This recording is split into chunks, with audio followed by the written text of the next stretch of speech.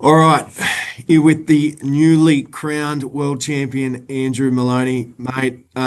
Firstly, describe, I guess, how you're feeling at the moment, the emotions of the past few days for yourself. Oh, I'm a bit of a mess, to be honest, mate. I'm pretty exhausted and yeah, pretty emotional. Uh, can't describe in words, just how much it meant to me. But yeah, certainly sort of shed a few tears over the last few days. I can hardly watch, the video footage of me have my arm raised. I can't watch that without tearing up. It just means so much to me. Talk us through the fight, mate. How did you see it in there? How were you seeing it throughout the rounds? Was there urgency towards the end? How did you see the fight itself? I thought I started the fight really well. I thought I banked, majority of the first half of the fight. And then I sort of lost a bit of momentum, sort of three quarters of the way through. Um, his pressure sort of started to come over the top of me a little bit. And yeah, lost a bit of momentum. But yeah, I think I had a really good round at eight. I scored that round on all the judges' scorecards. And then, yeah, going into round 12, my corner told me, look, we think you're up, but the fight might be on the line here. You might need this round to win the fight. So go out there and make sure you win it. And that's all I need to hear. I just had to, I wasn't prepared to lose, this massive opportunity, something that I'd worked so hard for so long. So I just dug deep in that last round and was fortunate enough to be able to pull it out the bag and won that last round on all three judges' scorecards, and that was the deciding 3 minutes in the fight.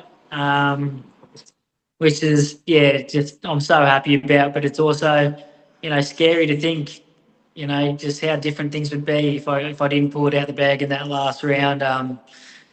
But but we did, so I'm so happy. I'm the happiest man in the world. Mate, how would you describe, I guess, the last 4 or 5 years for yourself? Roller coaster. What would sort of be the sort of way you would describe it? And I guess talk us through the ups and downs, the highs and lows of the past few years for yourself.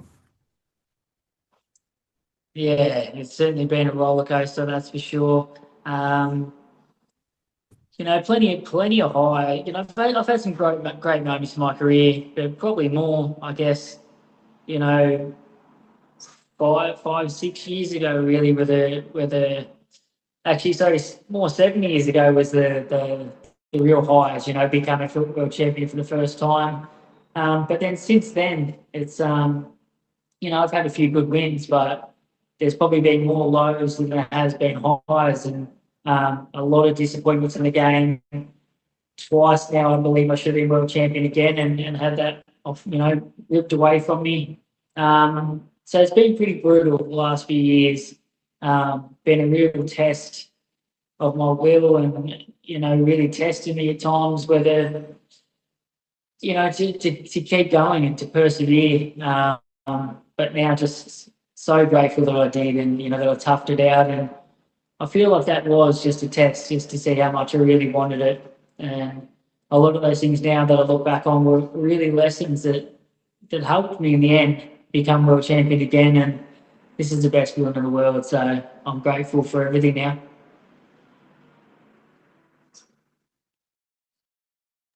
There was a lot made in the build-up, mate, of the step aside money that was offered to yourself. I guess every fighter is confident heading into these fights, but was there something you knew about him or something you thought you had over him to, that's quite a substantial bit of money that you sort of went around there.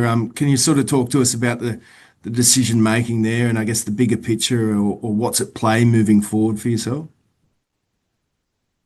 Yeah, well, I guess, more than anything, I've watched Willibaldo Garcia win that world title, and I just really felt that I could beat this guy. I felt like this was my opportunity, this was my moment, and I spent my whole life towards becoming world champion, and I really felt like I could beat this bloke. So when they tried to offer me money to step aside and make him fight someone else. And then so many unknowns about, who I would then fight for the world title, when that would be, or, if it would even happen at all. There was just too many unknowns. And as I said, I really felt like I could beat Bilbao, and I just wasn't willing to sell that dream that I'd worked so hard for and made so many sacrifices for over the last, 20 odd years.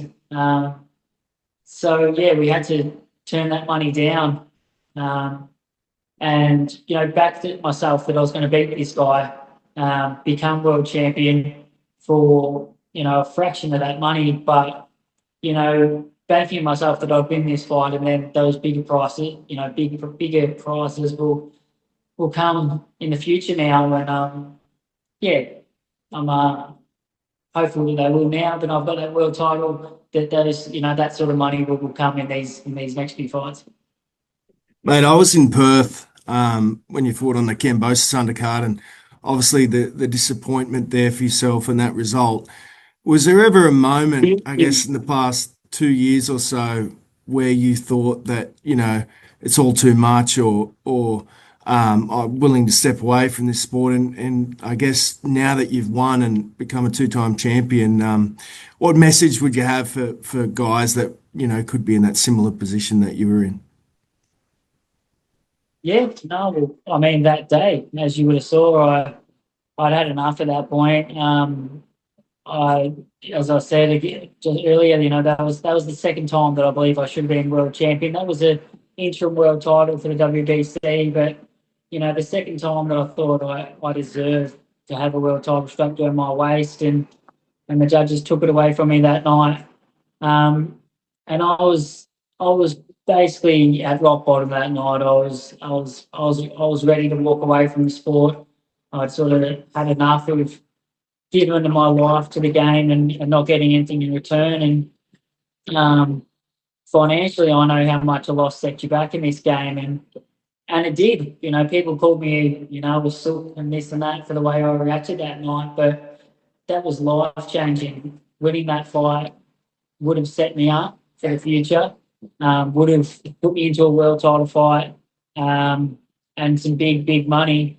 And instead, I've fought twice since that night for a total of $8,000 Aussie. Four grand a fight, and I'd spend twice or three times that on the training camp. So, that's how much that loss affected me that night. And I guess financially, I wasn't sure, and emotionally sure if I could continue on chasing this dream.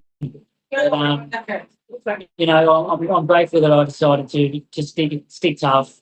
My team, urged me to continue. Thankfully, I've got some amazing sponsors who believe in me and allowed me to continue chasing the dream and made it financially possible. There's no way I could have continued without them. So yeah, I stayed focused, got back in the gym and continued chasing this dream. And then here we are 2 years later, and it's all paid off. And yeah, as I said, just so happy, so relieved, and grateful that I stuck it out and continued chasing the dream, because my biggest thoughts in that moment was I don't want to look back in 10, 15 years and regret not giving it absolutely everything I have. And that's the way I've treated this sport my whole career, is just have no regrets at the end of the day, give it 100%. And that's exactly what I've done. And now I can, hopefully there's many more big days to come, but at the end of my career, I know I've given this game absolutely every single ounce that I've got, and I can be happy with whatever I achieve. Well said. Mate, only a few days since the fight, but have you or your team given any thought as to what could be next, or what you want to do? We saw talk of Bam Rodriguez vacating titles. What do you made of that? Where does Andrew Moloney sort of sit the next 6 to 12 months? Yeah, look, I mean, I was really hoping we could go into the undisputed fight against Bam next. It doesn't get any bigger than that. That would have been an absolutely massive fight. But yeah, it's looking like that's probably not going to be likely now. Let's talk about him being stripped, and looks like he's just going to chase that Anui fight now and continue moving up in weight. Um, but look, my team's already had some conversations, and there's already some really exciting things ahead in the works. Um, I'm sort of just letting them do that at the moment. I'm just going to celebrate this win for a couple of weeks. I normally always just get out in the ring and look for what's next. But I've worked so long and so hard for this one. I want to celebrate this one and really enjoy the moment. So I'll let them work on what's next. So I'm going to enjoy some time over here in Japan with my family. Get home and celebrate with family and friends, and then get back in the gym and continue to improve. All right, just the last one for you, mate. Your trainer, Angelo, he's really sort of solidifying himself as one of the best trainers in Australia. Mate, just a word on him and his sort of role in yourself and your brother also as well. Oh, look, without a doubt, not just saying this, I wouldn't have become world champion without Angelo. He has taught me so much. He guided me through that fight on Saturday night so well, and has done in so many of my fights. He he's severely underrated as a trainer. I mean, in Australia, but also in the world. I think he's the best coach in the world, um, and certainly in Australia. But yeah, he doesn't get the recognition he deserves, and I hope he starts to, because honestly, people don't understand just how good of a trainer he is, and the proof's in the pudding. He's had multiple world champions now, and yeah, you just got to look at his resume and just see how good he actually is. Well said.